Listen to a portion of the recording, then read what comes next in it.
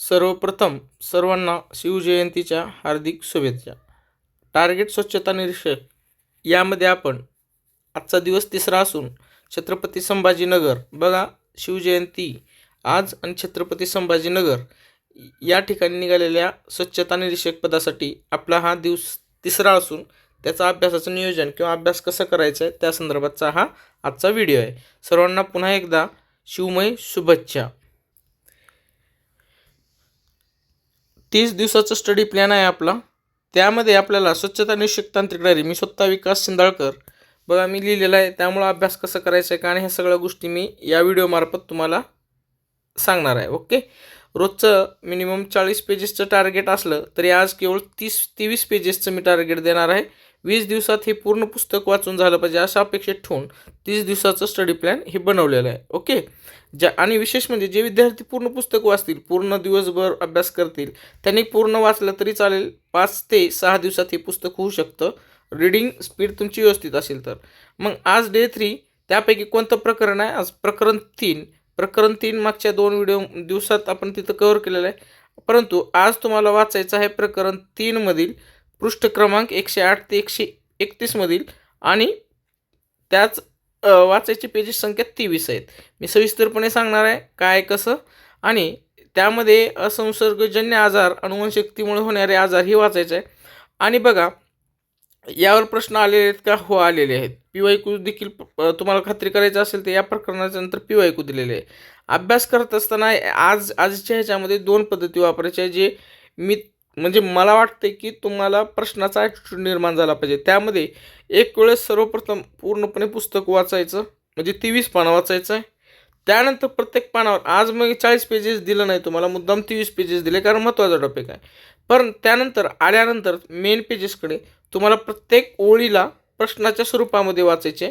Okay, प्रश्न बनवायचा आणि उत्तर करायचं. तर हे कसं का आणि हे सगळं मी गोष्टी तुम्हाला सांगणार आहे. सोबत हे पुढील बाबीकडे लक्ष द्या. आजार कोणत्या प्रकारचा आहे, आजाराचे मूळ कारण, जसं मागच्या वेळेस देखील सांगितलं होतं, नियंत्रणासाठी प्रतिबंधाचा उपाय व लसी. ओके, सर्वायकल कॅन्सरला जसं लस निर्माण झालेली आहे ती, प्रत्येक पानावर जो चार्ट दिला आहे त्या चार्टला म्हणजे डायग्राम काय केलं आहे, कशा केलं आहे ते सगळं वाचायचं आहे. मी तुम्हाला दाखवतो थोड्या वेळात.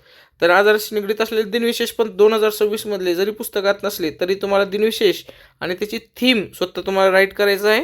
हे तुमच्यासाठी टास्क आहे.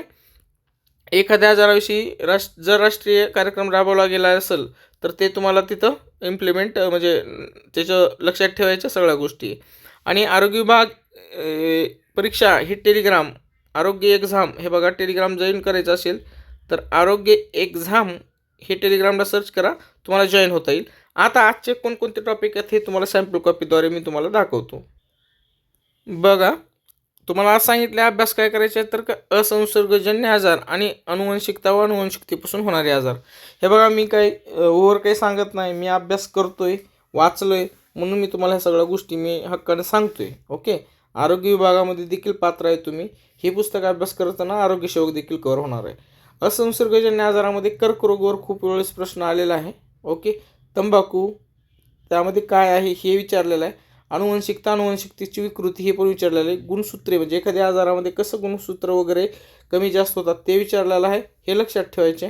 त्यानंतर स्त्री आणि पुरुष हे लिंग म्हणजे XY आणि XX हे कोणते गुणसूत्र आहे हे असं विचारलेलं आहे. साधे सोपे प्रश्न आहेत, चुकायला नाही पाहिजे. DNA फिंगरप्रिंटिंगवर असं पाहिजे तसं प्रश्न आलेला नाही. मानवी जनुक प्रकल्पावर पाहिजे तसा नाही, परंतु ते महत्त्वाचं आहे म्हणून ठेवलेलं आहे. त्यानंतर RNAवर आलेला आहे. अनुवंशिकचे सिद्धांत, मेंडेलिव्हचे प्रयोग, RNAचे प्रकारवर देखील प्रश्न यापूर्वी आलेले आहेत. आता परीक्षेच्या दृष्टीने जर विचार केला तर अनुवंशिकतेमुळे होणारे आजार जे आहेत त्यावर खूप वेळेस प्रश्न विचारलेला आहे. आणि ह्या डाऊन सिंड्रोम आणि मंगोलिया आणि टर्नर सिंड्रोम आणि क्लाइन सिंड्रोम ह्याच्यामध्ये ना थोडंसं 1-2 ठिकाणी कन्फ्युजन विद्यार्थ्यांना होत असतं. त्यामुळे ते प्रकरण वाचताना थोडंसं प्रश्नाच्या ॲटिट्यूडनं वाचायचं आहे. त्यानंतर वर्णखीनता यावर प्रश्न आलेला आहे. हृदयविकारावर पण आलेला आहे, मधुमेहावर आलेला आहे, इन्सुलिनवर तर अफाट वेळेस प्रश्न आलेला आहे, हिमोफिलियावर पण आलेलं आहे. ओके, आजचा तुम्हाला अभ्यासाचा टार्गेट मी तिथं सांगितलेला आहे. अभ्यास करत असताना पूर्ण थिअरी तुम्हाला आज 23 पेज वाचल्यानंतर पुन्हा एकदा मी रिपीट त्या पॉईंटकडे या म्हणतोय. ओके, आल्यानंतर आता वाचायचं कसं? प्रश्नाचा ॲटिट्यूड कसं निर्माण करायचा बघा, मी पुन्हा एकदा सांगतोय. आता DNA रेणुसूत्रे ओके 4 ATC जी आहेत बरोबर. आता मी एक सांगतो इथं किंवा ॲडेनिन सोबत कोण असतं, थायमिन असतं. ॲडेनिन सोबत कोण असतं, हे 2 हायड्रोजन बंध सोबत असतात. सायटोसिन सोबत कोण असतं, ग्वानिन असतं. असं काहीतरी प्रश्न निर्माण झाला पाहिजे, जोड्या जोड्या लागल्या पाहिजे ओके. प्युरिन्स, आता प्युरिन्स म्हणून कोणकोणत्या जोडी ओळखल्या जातात, हे प्रश्न तुम्हीच निर्माण करायचे मेंदूमध्ये आणि तुम्हीच त्या पद्धतीने वाचायचं, थिरी नाही वाचायचं. वर्गीकरण, पायरॅमिडिनमध्ये कोणत्या जोडी असतात बघा. पायरॅमिडिन म्हणजे काय, तर सायटोसिन व थायमिन हे 2 DNA नत्ररेणू पायरिमिडिन म्हणून ओळखले जातात. कोणत्या 2 जोडी पायरिमिडिन म्हणून ओळखले जातात, तर म्हणजे सायटोसिन आणि थायमिन ह्या 2 जोडी पायरिमिडिन म्हणून ओळखले जातात. आता या ठिकाणी आणखीन एक प्रश्न तयार होतो की सायटोसिन आणि थायमिन हे 2 DNA नत्ररेणू काय म्हणून ओळखले जातात, तर तुम्हाला हे उत्तर तुम्हीच लगेच तिथं बघायचं आहे, पायरिमिडिन. आता पुन्हा आणखीन इथेच प्रश्न कसा तयार होतो की ॲडेनिन आणि ग्वानिन हे 2 नत्ररेणू म्हणून काय म्हणून ओळखले जातात, तर तुम्ही म्हणायचं प्युरिन्स. म्हणजे वाचताना प्रश्न निर्माण करून वाचायचे. आजचा व्हिडिओ मोठा होऊ द्या पण काय अडचण नाही.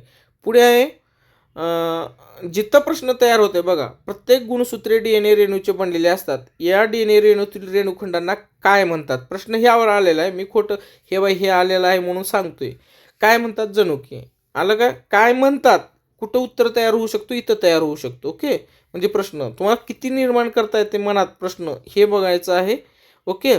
मानवी जनुक प्रकल्प केव्हा सुरू झाला, 1990.